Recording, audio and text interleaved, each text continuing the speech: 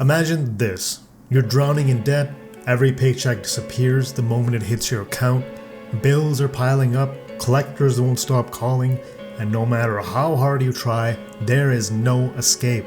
Then suddenly, out of nowhere, an opportunity presents itself. A chance to make it all go away. A gamble that could turn your life around in an instant or destroy it completely. Well, for one desperate man, that opportunity comes in the form of a mysterious gambling cruise, but at a cost he could never have anticipated. This is Gambling Apocalypse Kaiji. Kaiji, our protagonist, is, for the lack of a better term, the very definition of a loser. He's in his 20s, unemployed, and struggling with a gambling addiction.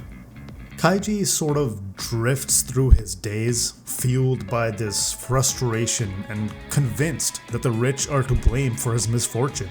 And his form of rebellion? Petty, pointless vandalism.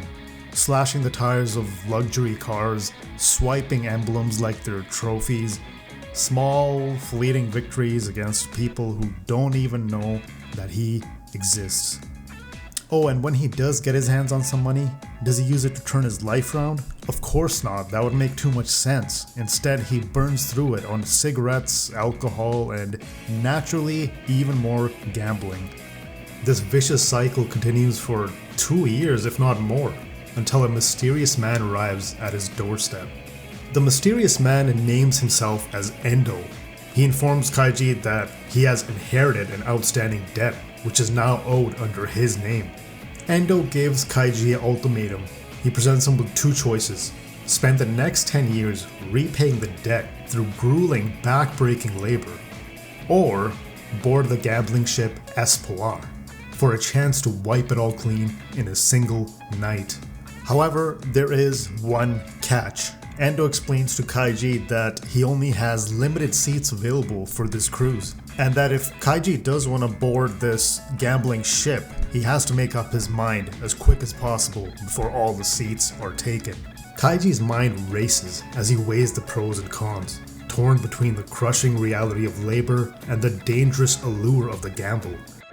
It was at this moment that Endo receives a phone call. After the phone call, Endo sighs. He looks towards Kaiji and informs him that the seats are all taken. Too bad, he's just gonna have to work off his debt after all. Panicked and desperate, Kaiji caves. He begs Endo to find him a spot, willing to do whatever it takes. Endo, seeing Kaiji's desperation, ends up making a few more supposed phone calls, and he informs Kaiji that he was able to secure him a place on the cruise. Overwhelmed with gratitude, Kaiji thanks him profusely. Little did Kaiji know he was being played by Endo this entire time. With a cruel laugh, Endo mocks Kaiji as a scum of society, fully expecting him to never return alive from the cruise. On the day of departure, Kaiji cautiously makes his way to the designated meeting spot. At first, he struggles to find it, his mind racing with the possibility that the ship may have already left. A brief wave of panic sets in, but then, in the distance, he spots it. The Espoir. It isn't the grand, luxurious cruise ship that he had imagined. Instead, it looms before him, worn down and eerily dim, its presence unsettling in a way that he can't quite explain. As he approaches, he is met by men in black suits.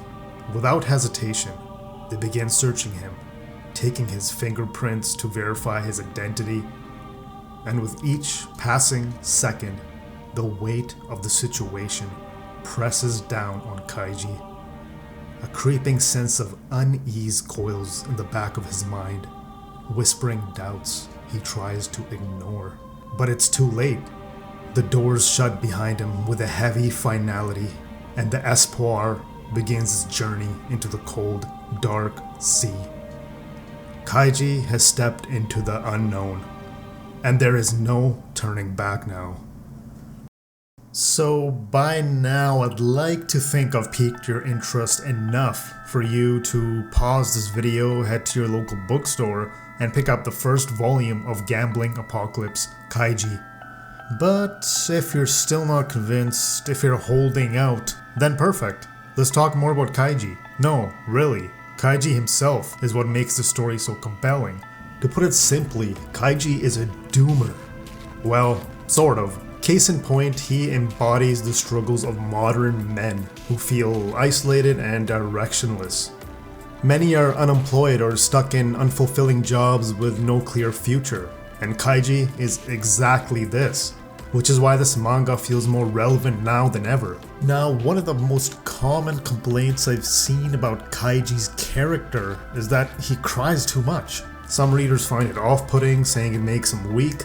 But honestly, this is what makes him real. It makes him human. Come on, let's be real here. If you were at the end of your rope, completely broke, with no idea where your next meal is coming from, wouldn't you cry too?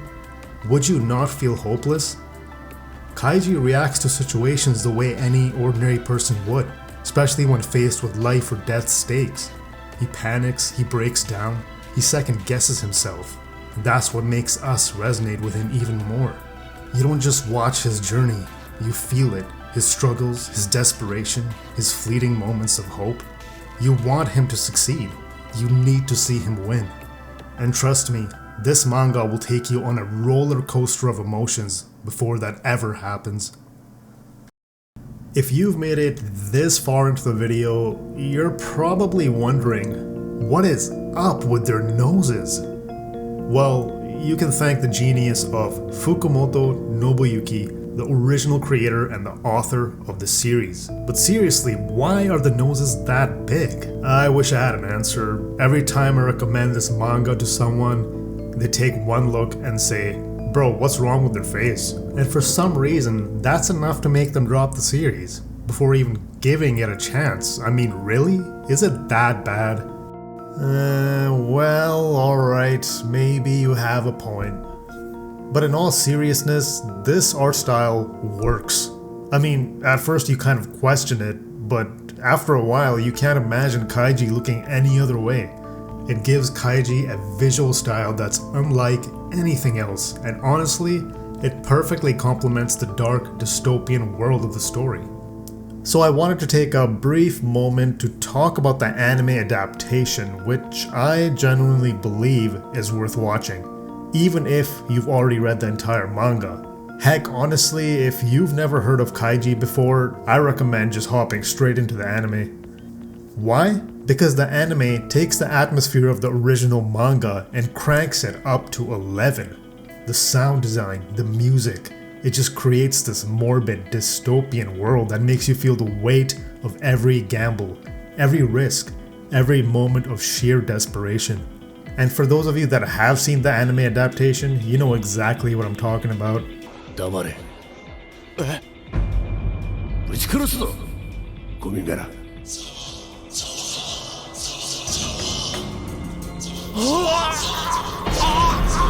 Zawa Zawa. To this day, I still have no idea what Zawa Zawa actually means, but somehow every time you hear it, it fills the air with this overwhelming sense of unease and impending doom. It's like the universe itself is whispering, yeah, you're screwed, and it just makes every scene so much more intense. You know what? Let's just take a small second here and actually find out what Zawa Zawa means. Huh, well, looks like I was basically spot on. Oh man, since we are on the topic of the anime, I do have to give a mention to the legendary English dub. I mean, just listen to this clip with me. I'm not paying you to cry, boy. Your tears ain't gonna clean my windows, you know. Oh yeah. While we're at it, get a goddamn haircut. That deep, like that southern accent just slays me, man. It just destroys me. I'm not paying you to cry, boy. And the fact that he's grabbing his hair, like what kind of job what kind of job is Kaiji working?